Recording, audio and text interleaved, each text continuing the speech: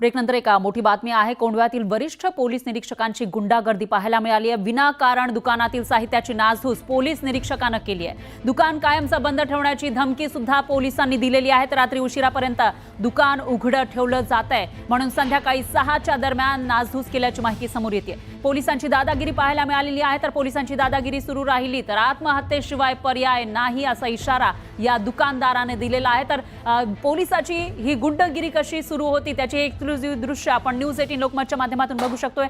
कशा पद्धतीने पोलीस त्या ठिकाणी गुंडागर्दी करताना पाहायला मिळत आहेत, दादागिरी करताना पाहायला मिळत आहेत। खरं तर पोलीस हे लोकांच्या सुरक्षेसाठी असतात, मात्र पोलीसच अशा पद्धतीने सामान्यांचं नुकसान करत असतील तर काय म्हणायचं असा सवाल उपस्थित होतोय।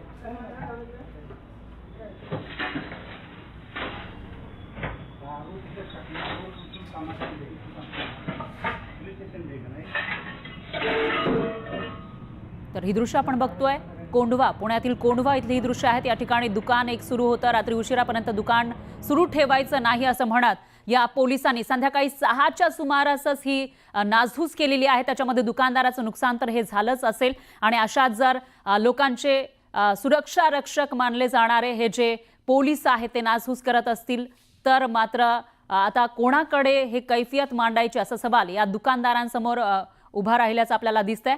दरम्यान आपण आत्महत्येशिवाय आपल्या समोर पर्याय उरणार नाही असा इशारा सुद्धा या दुकानदारांनी दिलाय। माझं नाव सुनील शिवाजी मुकडे। माझा कोंढव्यामध्ये वाईन शॉपच्या शेजारी भेळ फरसांचा व्यवसाय आहे उदरनिर्वाहासाठी।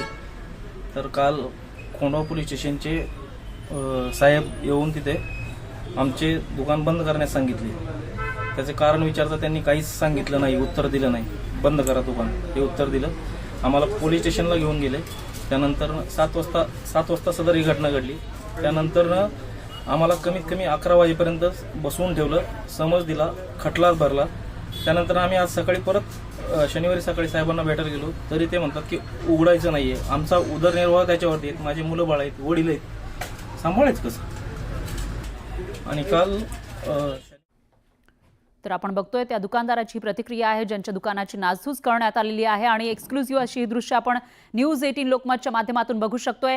जे रक्षक आहेत तेच जर अशा पद्धतीने लोकांचं नुकसान करायला लागले तर मात्र आता या लोकांनी कुणाकडे जायचं, कुणाकडे रक्षणासाठी दाद मागायची असा सवाल या ठिकाणी उपस्थित होतोय। तर दुकान कायमचं बंद ठेवण्याची सुद्धा धमकी या पोलिसांनी दिल्याची माहिती समोर येते आणि हा सगळा प्रकार जी दादागिरी सुरू होती, गुंडगर्दी या पोलिसांची सुरू होती, तो सगळा प्रकार सीसीटीव्ही मध्ये कैद झालेला आहे। पोलीस दंडुक्याच्या सहाय्याने त्या दुकानदाराचं नुकसान करताना दिसत आहे। दुकानातील साहित्याची इथं ते साहित्य पाडताना सुद्धा आपल्याला या दृश्यांच्या माध्यमातून दिसून येत आहे।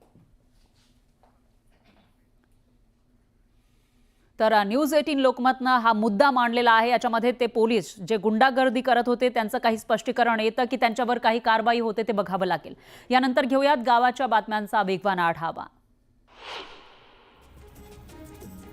गोंदियाच्या तिरोडाचे वनपरिक्षेत्र अधिकारी RG मोन यांच्यासह अन्य 2 क्षेत्र सहाय्यकांचं निलंबन करण्यात आलंय।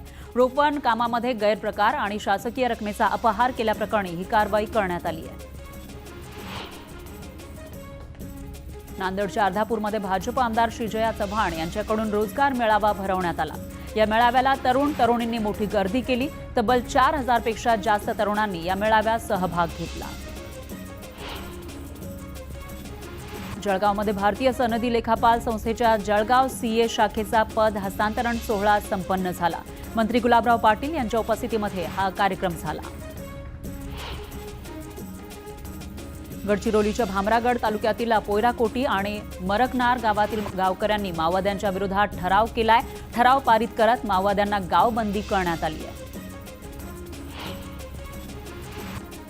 हिंगोलीमध्ये स्वतंत्र न्यायिक जिल्हा न्यायालयाचे उद्घाटन आणि न्यायालयाच्या नूतन इमारतीचं लोकार्पण झालं। सर्वोच्च न्यायालयाचे न्यायमूर्ती भूषण गवई यांच्या हस्ते हा उद्घाटन सोहळा संपन्न झाला। वाशिम जिल्ह्यातील रिसोड बाजार समितीमध्ये रविवारी हळद परिषदेचं आयोजन करण्यात आलंय। रिसोड परिसरात हळदीचं वाढतं क्षेत्र लक्षात घेता उत्पादन वाढीसाठी शेतकऱ्यांना मार्गदर्शन केलं जाणार आहे। गडचिरोली जिल्ह्यातील वादग्रस्त ठरलेल्या खनिज निधीच्या 162 कोटींच्या प्रशासकीय कामाला जिल्हाधिकाऱ्यांनी स्थगिती दिली आहे। यावेळी गैरव्यवहाराला चाप बसण्याची शक्यता वर्तवली जाते।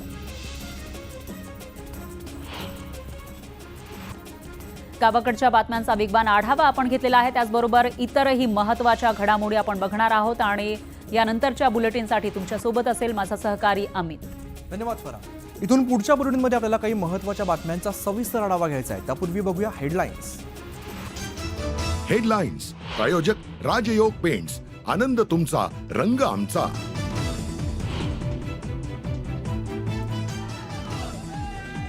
सुरेश धस यांच्या विरोधात परळीत मुंडे समर्थक आक्रमक. काळे झेंडे दाखवत सुरेश धसांच्या ताफ्यासमोर घोषणाबाजी.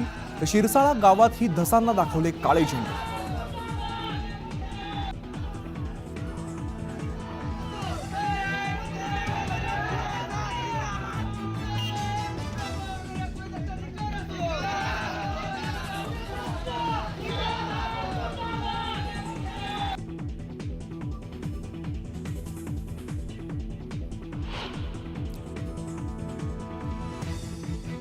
देशमुख कुटुंबाच्या भेटीनंतर भाजप आमदार सुरेश धसांनी घेतली केज पोलीस अधिकाऱ्यांची भेट. आरोपींच्या समर्थनार्थ स्टेटस ठेवणाऱ्यांवरती कारवाईची मागणी.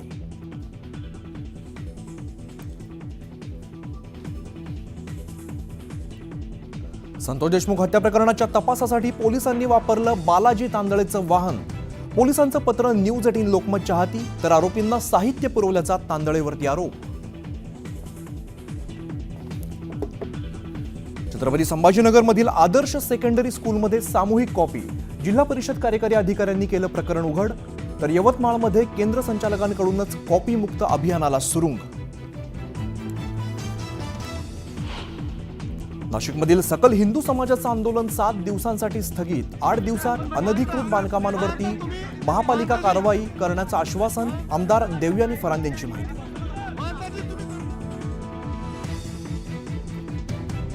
कर्नाटकात कानड्यांची मुजोरी.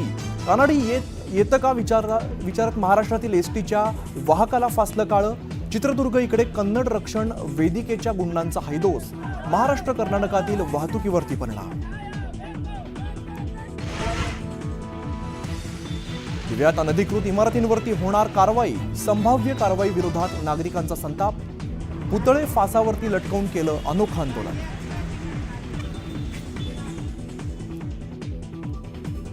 काँग्रेस नेते रवींद्र धंगेकरांचं शिवसेनेत जाण्याचे संकेत. धंगेकर शिवसेनेत आल्यास आनंदच होईल. मंत्री उदय सामंतांचा सूतोवाच. रेशनच्या गव्हामुळे बुलढाण्याच्या 18 गावातील लोकांना टक्कल. हरियाणा पंजाबमधील गहू असल्याचं डॉक्टर बावस्करांच्या संशोधनातून समोर.